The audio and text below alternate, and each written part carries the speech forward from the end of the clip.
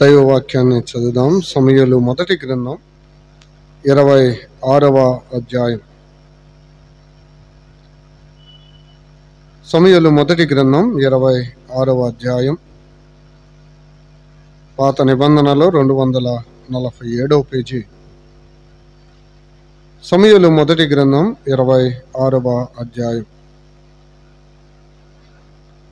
అంతటా జీఫీలు గిబియాలు సౌలు నొద్దకు వచ్చి, దావీదు మెషియోను ఎదుట హకీలా మన్యములో దాగి ఉన్నాడని తెలియజేయగా, సౌలు లేచి ఇశ్రాయేలీయులలో ఏర్పరచబడిన 3000 మందిని తీసుకుని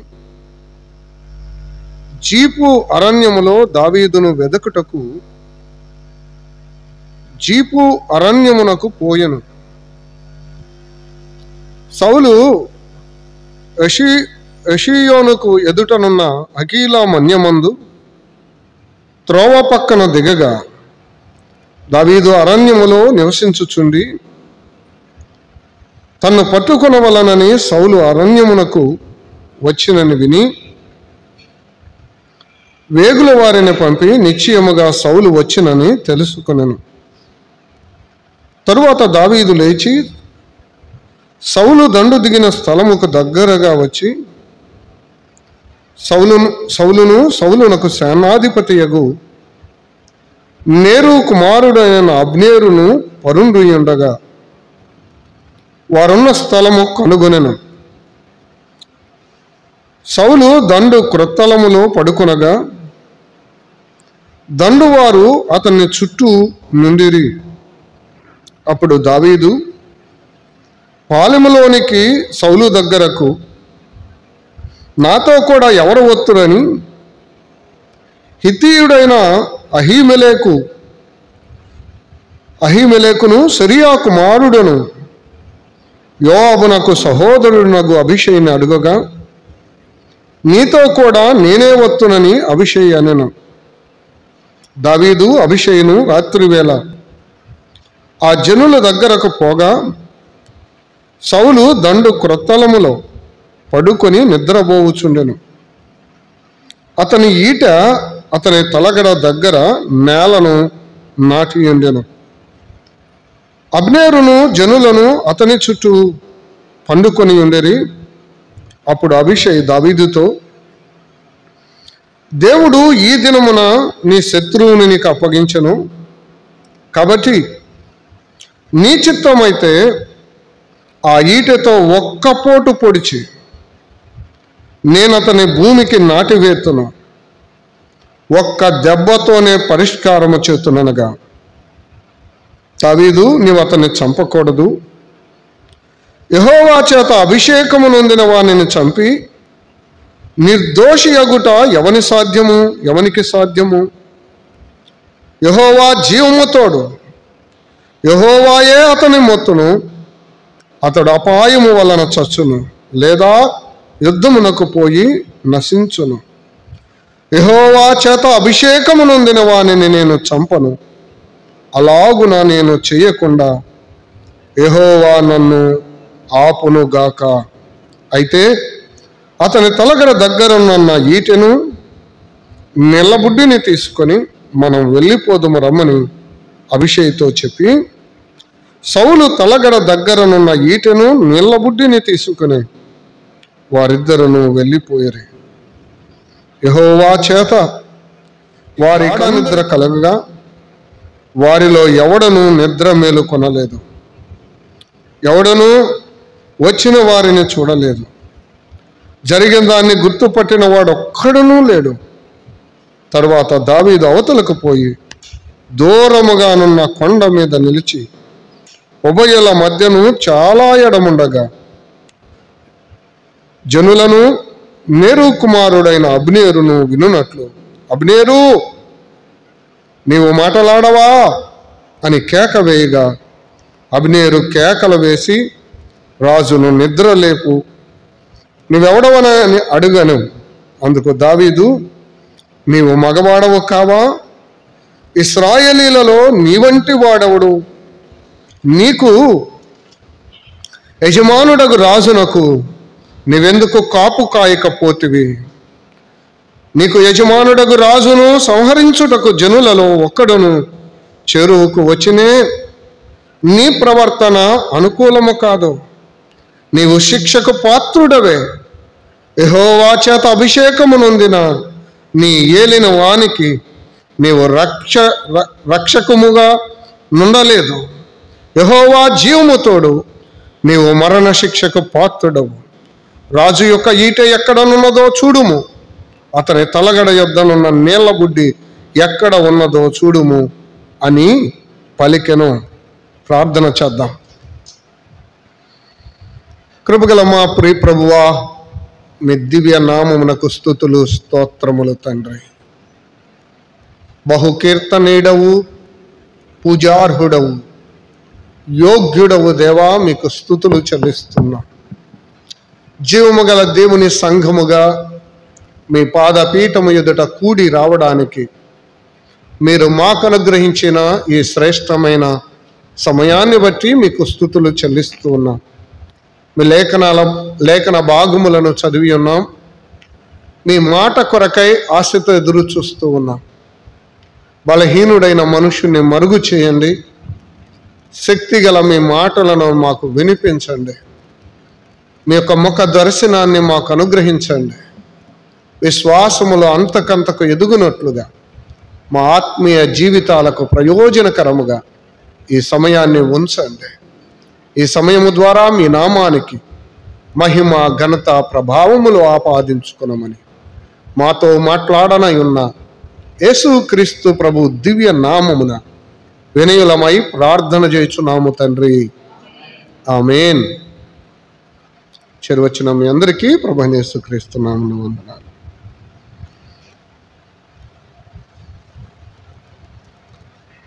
సమూయేలు మొదటి గ్రంథం 26వ అధ్యాయం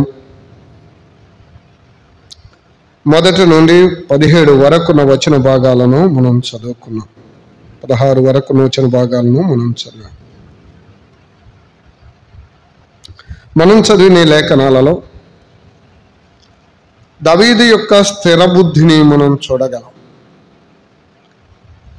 2 భాగాలుగా మనం చూసినట్లయితే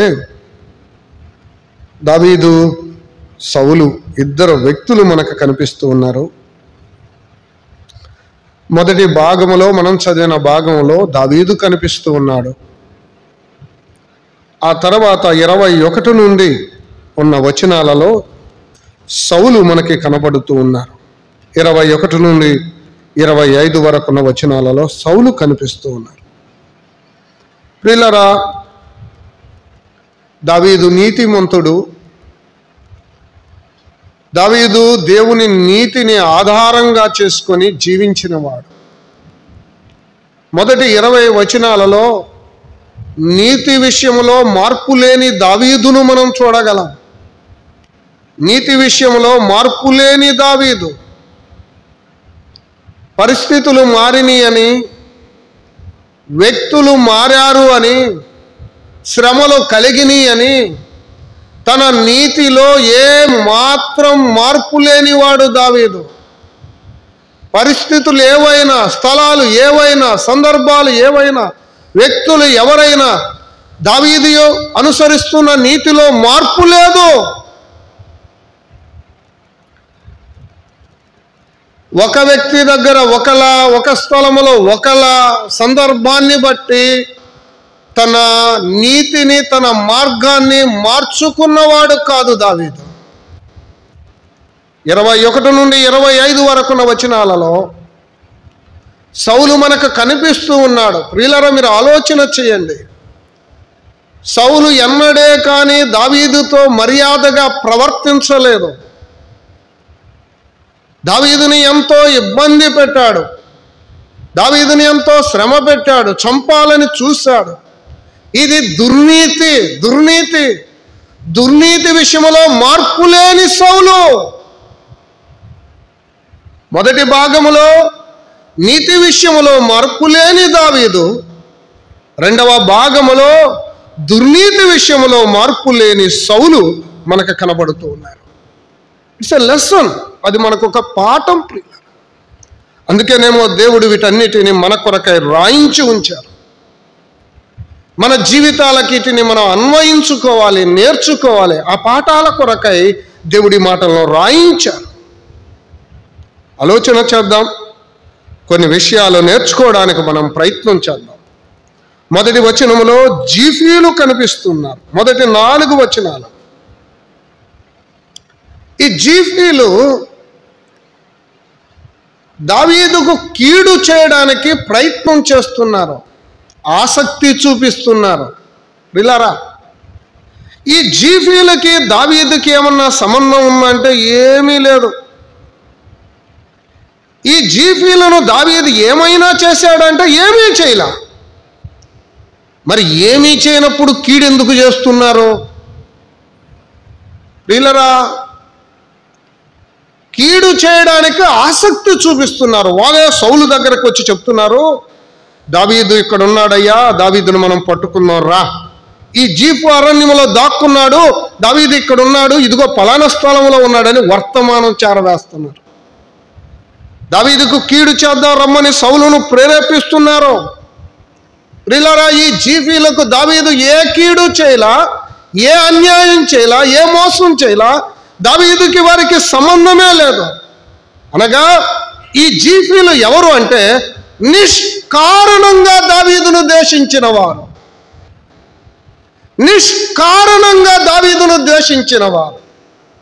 నేడు కూడా సంఘాలలో ఇలాంటి వ్యక్తులు ఉన్నారు, నిష్కారణంగా ద్వేషించేవారు. కారణం ఏమీ ఉండదు, చదవడానికి ఏమీ ఉండదు, చెప్పడానికి ఏమీ ఉండదు. నిష్కారణంగా ద్వేషించేవారు. ఎస్, కుటుంబాలలో ఇలాంటి వారు ఉన్నారు, సంఘాలలో ఇలాంటి వారు ఉన్నారు, మన మధ్య ఇలాంటి వ్యక్తులు ఉన్నారు. నిష్కారణంగా ద్వేషించేవారు. మనం ఏమన్నా దూషించామా? లేదు. ఏమన్నా అన్యాయం చేశామా? లేదు. కానీ వారు మనల్ని ఏం చేస్తారు అంటే ద్వేషిస్తారు, కీడు చేయడానికి ఆసక్తి చూపిస్తారు. How sad it is.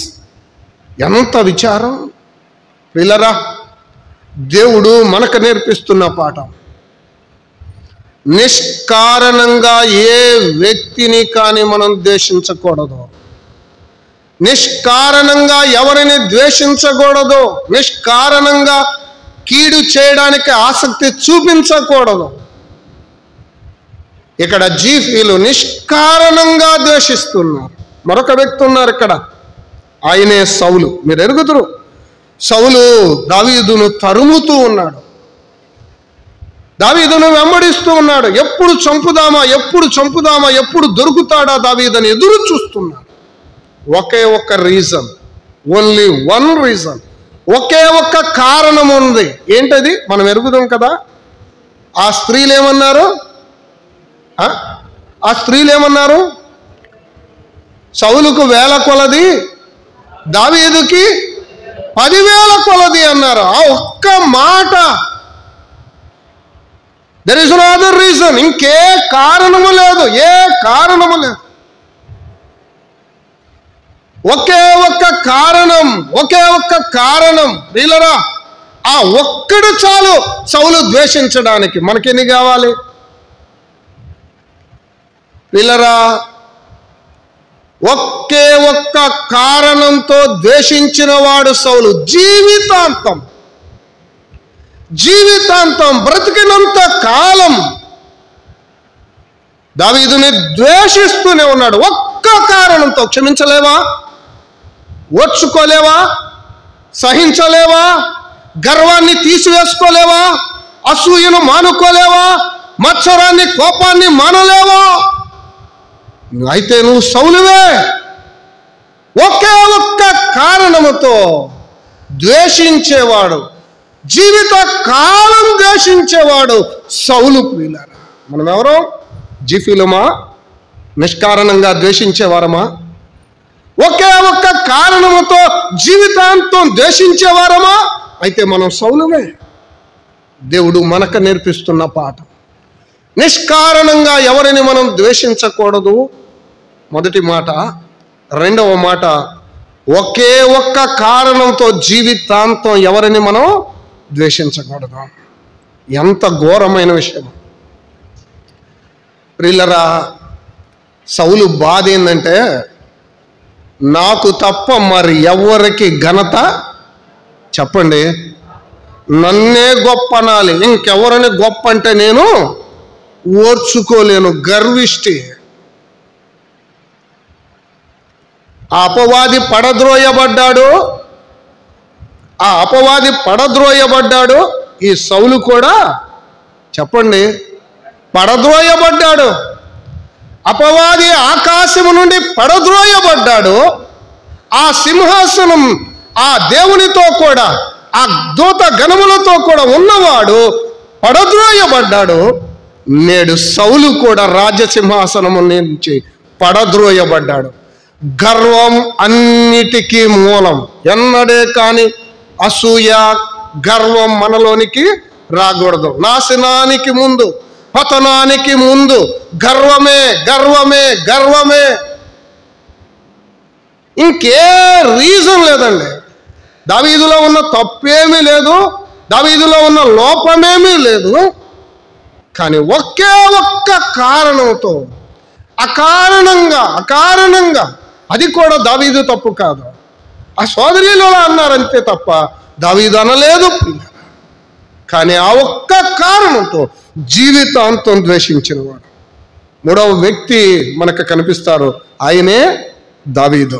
రండి 10వ వచనం చదువుదాం. 10వ వచనం ఏమని ఉంది?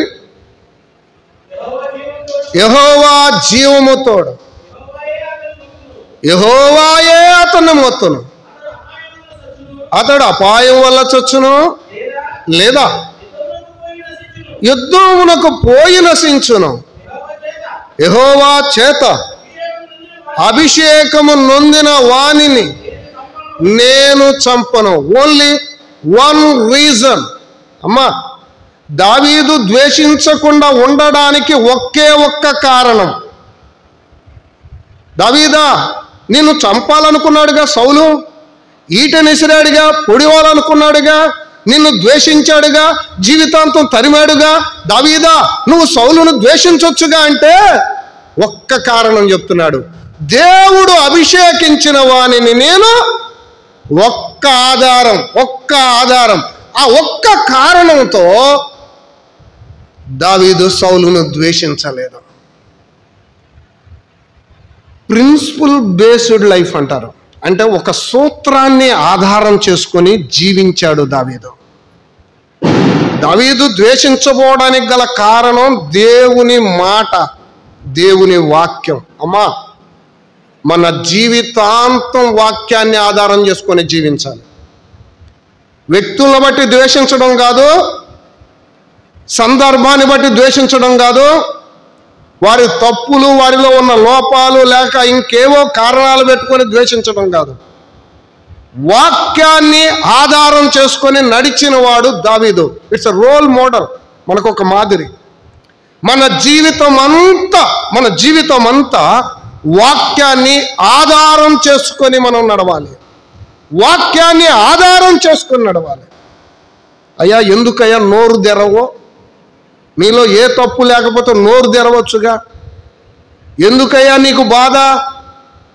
ప్రియులారా, దేవుని వాక్యం మన నోరు ఏం చేస్తుంది చెప్పండి? మూయిస్తుందంతే. ఎందుకయ్యా మీరు మాట్లాడరు? ఎందుకు ద్వేషించరు? ఎందుకు కోపించరు? ఎందుకు ఇలా మాట్లాడరు? ఎందుకు ఇలా చేయరు? అంటే వాక్యం it's a principle based life. ఒక సూత్రాన్ని ఆధారం చేసుకొని, వాక్యాన్ని ఆధారం చేసుకొని మన జీవితంలో ప్రతి అడుగు ఉండాలి. వాక్యానికి మనం లోబడాలి, దేవునికి లోబడాలి. దేవునిని బట్టి, దేవుని వాక్యాన్ని బట్టి, దేవుని సూత్రాన్ని బట్టి దావీదు సౌలును ద్వేషించలేదు. మనం కూడా ఎవరనే కానీ వాక్యాన్ని మీరి ద్వేషించకూడదు. మనం నేర్చుకోవాల్సిన పాఠం ఇదే ప్రియులారా. మరొక 2 వ్యక్తులు కనిపిస్తారు. రండి ఇక్కడే చదువుదాం. దావీదుతో పాటు ఉన్న సైన్యాధిపతి 2 కలిసి సౌలును కనుగొన్నారు. సౌలు ఉన్న స్థలానికి వెళ్ళారు, చూశారు. అప్పుడు అభిషేక్ అంటాడు, 8వ వచనం చదువుదామా?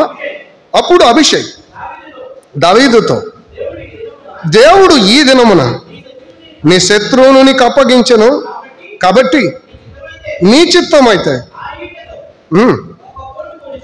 ఆ ఈటెతో ఒక్క పోటు పొడిచి నేను అతని భూమికి నాటివేతును, ఒక్క దెబ్బతోనే. అసలు చూసారా, అభిషేక్ అంటున్నాడు ఒక్క దెబ్బతో పరిష్కారం చెప్తా అంటున్నాడు. దావీదేమన్నాడో చూడండి, 9వ వచనం. దావీదు, ఇద్దరు వ్యక్తులు మనకు కనిపిస్తున్నారు, జాగ్రత్తగా చూడండి,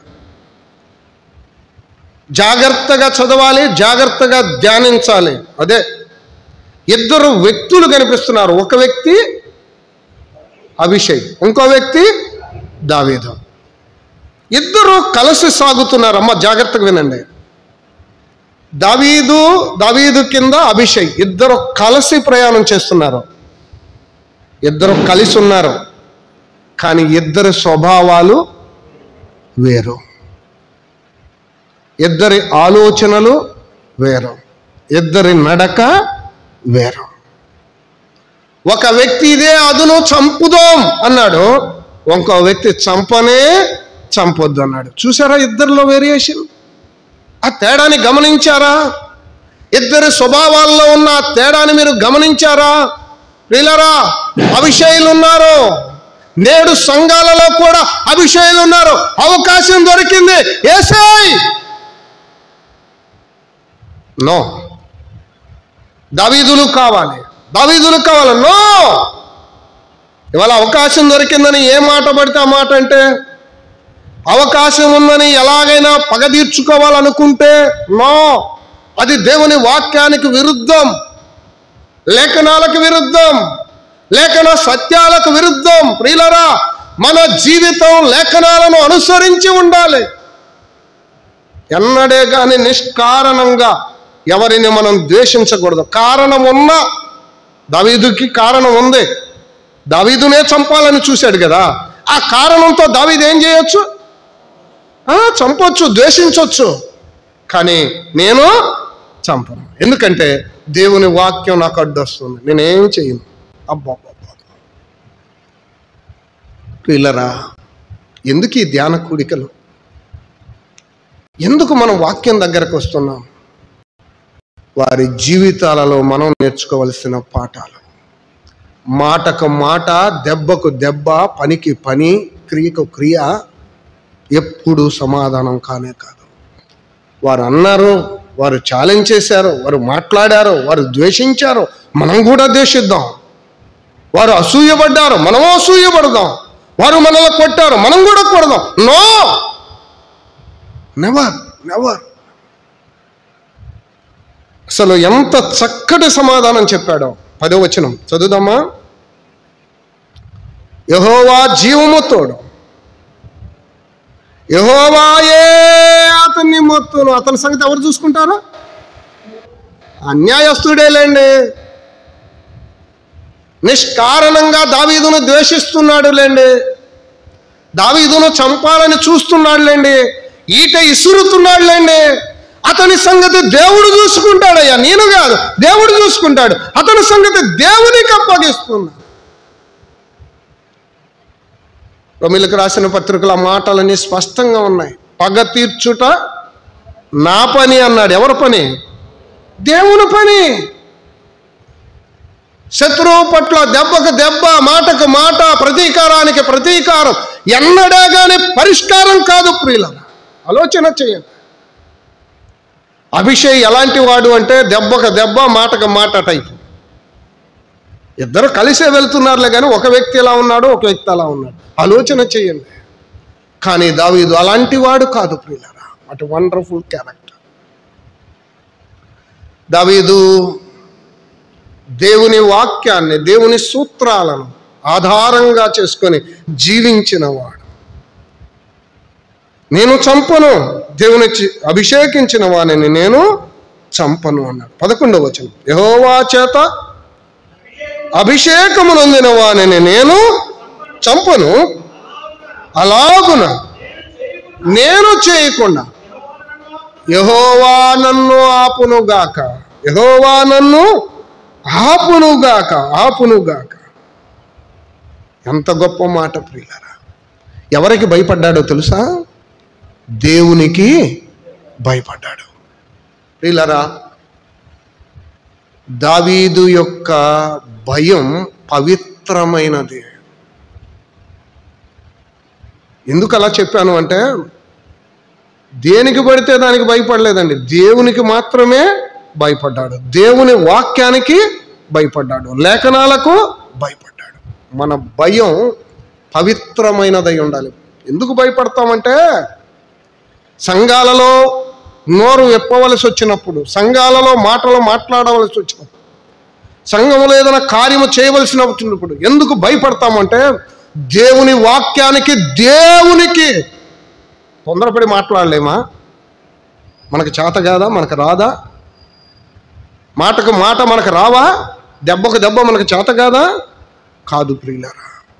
దేవుని భయం, పవిత్రమైన దేవుని భయం మనకు అడ్డు రావాలి. దావీదు యొక్క భయం పవిత్రమైనది. 11వ వచనం మరలా చదువుదామా? యెహోవా చేత అభిషేకము నొందిన వాని నేను చంపను. ప్రాణము యొక్క విలువ తెలుసండి. ప్రాణము యొక్క విలువ తెలుసు. విలువ లేనివాడు కాదు. సౌలు యొక్క ప్రాణము విలువ దావీదుకు తెలుసు, అందుకని నేను చంపనన్నాడు. ఎలా ఉన్నాయంటే నేడు సంఘాలు, వస్తే రా, పోతే పో, నీకు ఇష్టమైతే రా, కష్టమైతే పో, ఎట్లా అయిపోయింది మన పరిస్థితి. నెవర్. ఆత్మల విలువ మనకు తెలిస్తే ఏ వ్యక్తినే కానీ మనం ఇలా మాట్లాడం. నోరు తొందరపడుతుంది చాలాసార్లు. తొందరపడుతుంది. వస్తే రా, రాకపోతే పో అనేవాళ్ళు తొందర ఎక్కువైపోయింది. ఇలా ఆలోచన చేయండి. ఆత్మల విలువ మనకు తెలియాలి. ఆత్మలను సంపాదించాలి. ఆత్మలను పోగొట్టుకోకూడదు. నిష్కారణంగా ద్వేషించి మాటకు మాట, దెబ్బకు దెబ్బ మనం మాట్లాడి ఎన్నడే కానీ ఆత్మలను పోగొట్టుకోకూడదు. దావీదుకి ప్రాణము యొక్క విలువ తెలుసు గనక సౌలుని నేను చంపనన్నాడు. సౌలు చంపుతానన్నాడు, చంపాలని కూడా చూశాడు. చంపాలని చూడడం కాదండి, చంపబోయాడు, చంపాడు కూడా. హృదయంలో చంపేశాడు ఆల్రెడీ. ఎవరిని? దావీదుని. కానీ దావీదు ఎన్నడే కానీ సౌలును చంపలా. తేడా గమనించండి ప్రియ. పక్కన ఉన్న అభిషేక్ అంటున్నాడు, అవకాశం దొరికింది, ఇదే అదును, ఇదే సమయం కానీ అంటున్నాడు. అలాంటి వాళ్ళు కూడా ఉంటారు సంఘం. జాగ్రత్త ప్రియులారా, తొందరపడవద్దు. మనకు ఒక పాఠం నేను దాటి వెళ్తున్నాను. రండి. ఆ దావీదు,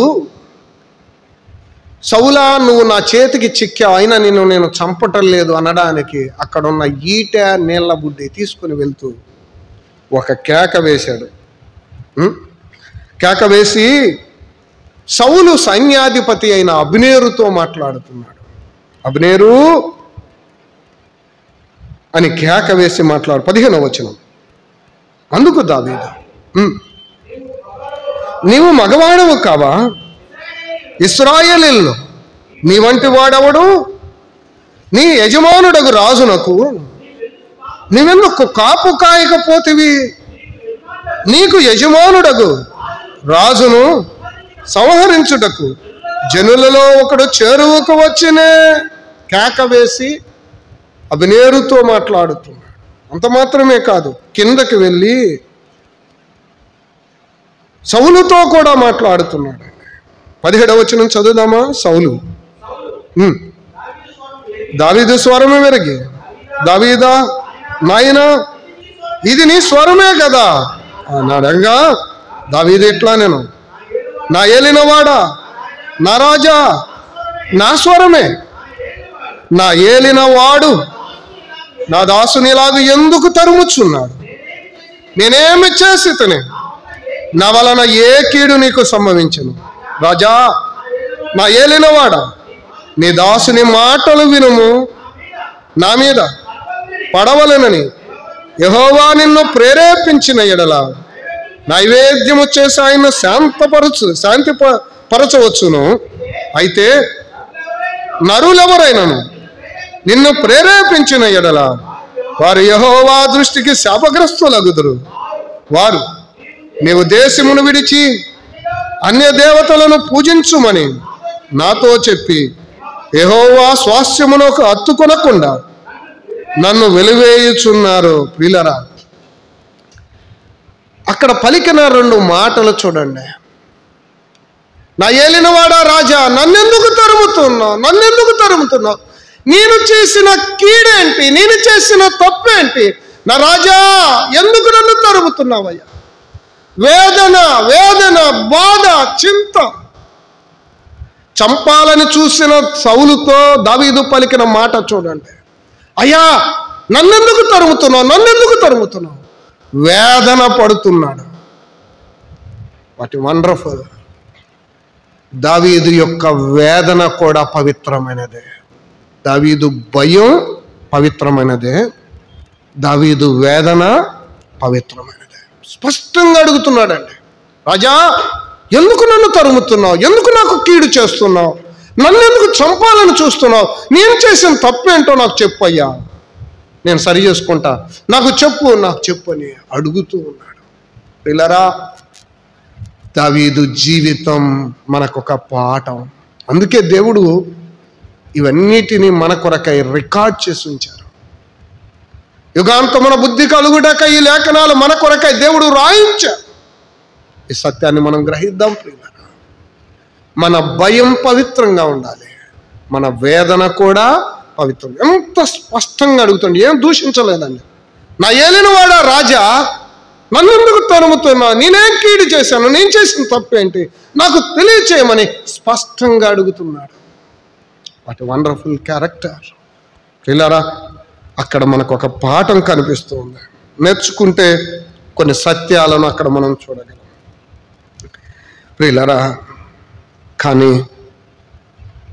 సౌలు మాట్లాడుతూ ఉన్నాడు, మనం విన్నాం. 17వ వచనంలో మనం చూసాం. సౌలు దావీదు స్వరము ఎరిగి దావీదా నాయనా అన్నాడండి. దావీదా నాయనా అన్నాడు. కింద వచనాలు 21వ వచనం. అందుకు సౌలు, నేను పాపము చేసితిని, ఈ దినమున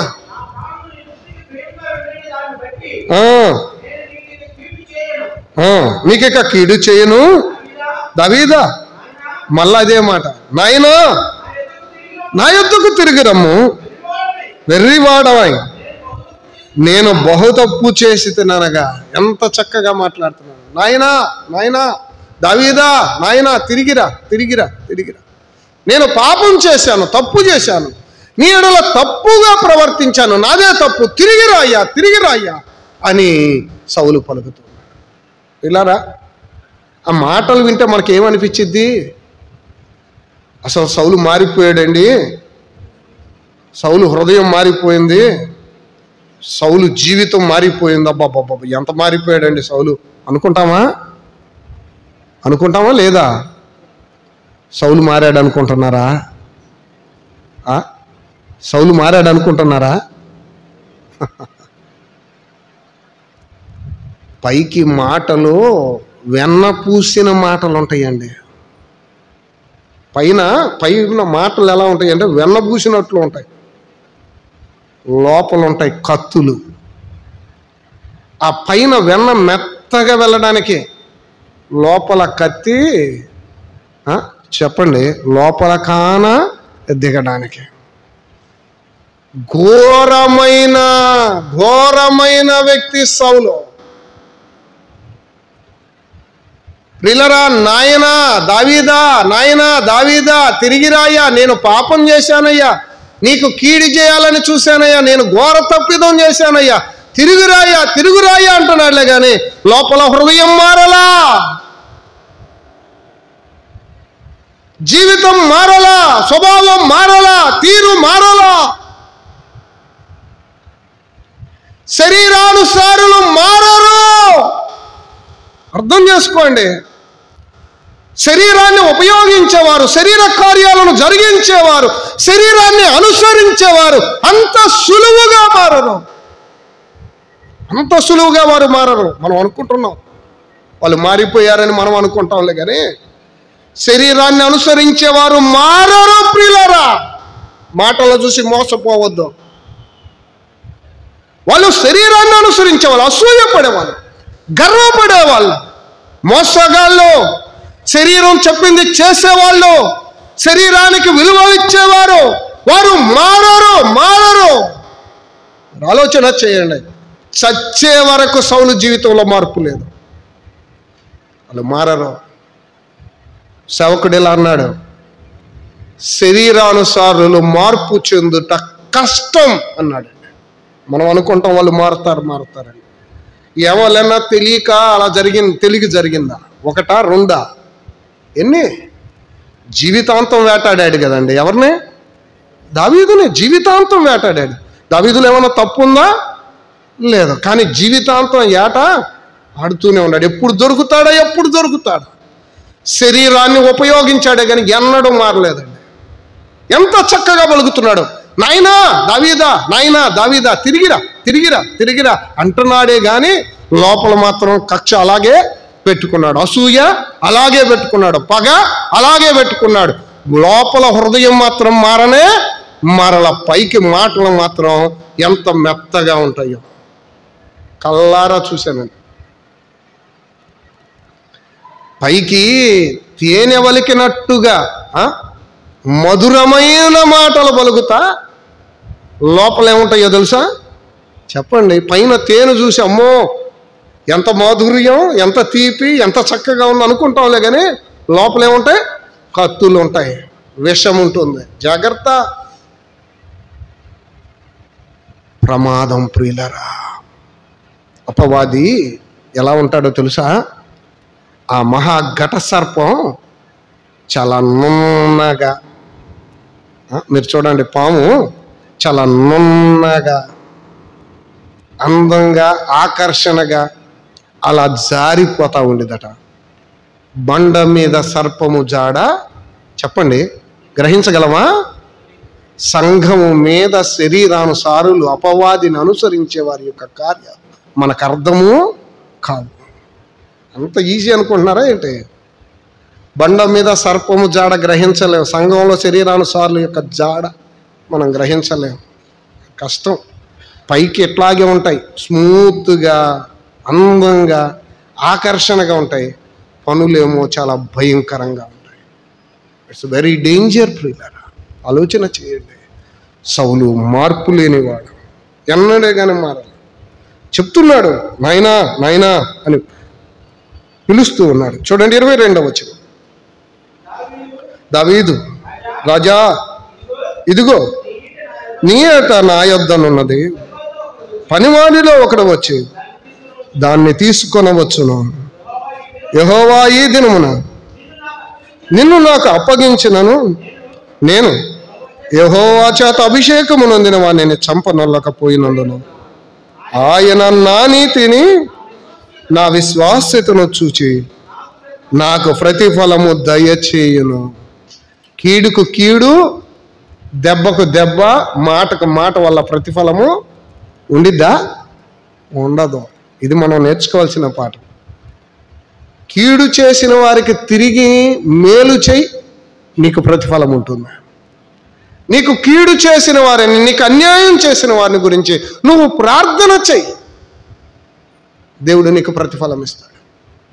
వీళ్ళారా, ఒక విశ్వాసిగా మన జీవితంలో మనం దీన్ని అభ్యాసము చేయాలి, ప్రాక్టీస్ చేయాలి. చెబితే కుదరదండి, మాటలు కుదరవు, అది క్రియలలో, కార్యాలలో కనపడాలి. ఎదుటి వ్యక్తి మనల్ని దూషిస్తున్నప్పుడు మన నోరును అదుపులో పెట్టుకోవడం, ఎదుటి వ్యక్తి మనల్ని ద్వేషిస్తున్నప్పుడు మనల్ని మనం అదుపులో ఉంచుకోవడం మనం నేర్చుకున్నప్పుడే దేవుడు మనకు ప్రతిఫలం ఇస్తాడు. నిన్ను కొడటానికి వచ్చిరారా, నిన్ను పొడవడానికి వచ్చారా, నిన్ను అన్యాయం చేయడానికి వచ్చారా? భరించు, ప్రార్థన చేయి, ప్రభువు వైపు చూడు. దేవుడు తప్పక నిన్ను ఆశీర్వదిస్తాడు. దేవుడు నీకు ప్రతిఫలం ఇస్తాడు. అందుకనే దావీదు అంటున్నాడు, చివరి మాట మనం అక్కడే చదువుదాం. చివరి మాట, ఆయన నా నీతిని నా విశ్వాస్యతను చూచి నాకు ప్రతిఫలము దయచేయను. సౌలా, నీ దగ్గర నేను ప్రతిఫలాన్ని ఆశించట్లా. అయ్యా నేను తప్పు చేశాను, తిరిగి రాయ్యా అని సౌలు అంటంటే, నువ్వేమి నాకు ఇవ్వాల్సిన అవసరం లేదు, నీ ప్రతిఫలం నాకు అక్కర్లా, దేవుడు నాకు ఇస్తాడు. దేవుని వైపు చూస్తున్నాడు. వాటి వండర్ఫుల్ క్యారెక్టర్. నేను దేవుని బట్టి నువ్వు చంపలా, వింటున్నారా? దేవుని బట్టి నేను నిన్ను చంపలా, నాకు ప్రతిఫలం ఇచ్చేది ఎవరు? దేవుడే. అబ్బబ్బా, జీవిత కాలమంతా దేవుని మీద ఆధారపడినవాడు, దేవుని నీతి మీద ఆధారపడినవాడు, విశ్వాసము మీద ఆధారపడినవాడు దావీదు. It's a lesson. ఇదే మనకు పాఠం. ప్రియులారా, కీడుకు ప్రతి కీడు మీద, అన్యాయం మీద, అసూయ మీద, కోపం మీద, ఎదుటి వారిని ఏదో చేసి మనం పైకి రావాలి అని ఆలోచించే దాని మీద ఆధారపడక దేవుని మీద ఆధారపడదాం. దేవా, నేను ఎంతైనా తగ్గించుకుంటా, నువ్వే నన్ను ఉన్నతమైన స్థితికి తీసుకొని రావాలి. నా నీతిని బట్టి, నా విశ్వాస్యతను బట్టి నీవే నాకు ప్రతిఫలం ఇయ్యాలయ్యా అని దేవుని మీద మనం ఆధారపడాలి. నీతిని నమ్ముకోవాలి, విశ్వాసాన్ని నమ్ముకోవాలి. మాటకు మాట, దెబ్బకి దెబ్బ మీద ఎన్నడూ మనం నమ్ముకోకూడదు. 25వ వచనం, అందుకు సౌలు, దావీదా, నాయనా, నీవు ఆశీర్వాదం పొందుదువుగాక, నీవు ఘనకార్యములను పూనుకొని విజయమునందుదువుగాక అని దావీదుతో అనెను. అప్పుడు దావీదు తన మార్గమున వెళ్ళిపోయాను, సౌలు తన స్థలమునకు తిరిగి వచ్చాను. చాలా మంచి మాటలు చెప్పాడులే, కానీ దావీదు దేవుని మీద ఆధారపడినవాడు. సౌలైతే నాయనా నాయనా అని పిలుస్తున్నాడులే, కానీ హృదయంలో ఏం లేదు, మార్పు లేదు, జీవితంలో మార్పు లేదు. ప్రియులారా, మనకు పాఠాలు దేవుడు నేర్పిస్తున్నాడు. జీఫీలు నిష్కారణంగా ద్వేషించేవారు, దావీదు కారణమున్నా ద్వేషించనివాడు. సౌలు ఒకే ఒక్క కారణముతో ద్వేషించేవాడు. మనకు ఒక పాఠం ప్రియులారా, దావీదు భయం పవిత్రమైనది, దావీదు వేదన పవిత్రమైనది. అంత మాత్రమే కాదు, దావీదు దేవుని యొక్క సూత్రాలను, దేవుని నీతిని, దేవుని పట్ల ఉన్న విశ్వాసాన్ని ఆధారము చేసుకొని నడుచుకున్నవాడు. ఇది మనకు ఒక పాఠం ప్రియులారా. అభిషేక్ అవకాశం ఉంది, చంపేద్దామన్నాడు, దావీదు వద్దు అన్నాడు. ఇద్దరు వ్యక్తులు వారి స్వభావాలలో ఉన్న తేడా. అవకాశం కోసం ఎదురు చూసిన వాడు అభిషేక్, అవకాశం ఉన్నా చంపనివాడు దావీదు. ప్రియులారా, కీడుకు ప్రతి కీడు చేయని వాడు దావీదు, కీడుకు తిరిగి కీడు చేసిన వాడు అభిషేక్. ఇద్దరు వ్యక్తుల మధ్య ఉన్న తేడా. ఇది మనకు పాఠం. అంత మాత్రమే కాదు ప్రియులారా, సౌలు నాయనా నాయనా అని 3 సార్లు పడికాడు, తిరిగి రమ్మని బ్రతిమలాడాడు, పాపం చేశానని ఒప్పుకున్నాడు. అయినా సౌలు జీవితంలో ఏమి లేదు, మార్పు లేదు.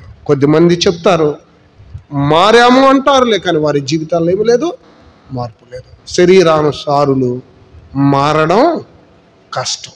ఇది దేవుడు మనకిస్తున్న పాఠం ప్రియులారా. తల వంచినట్లయితే ప్రార్థన.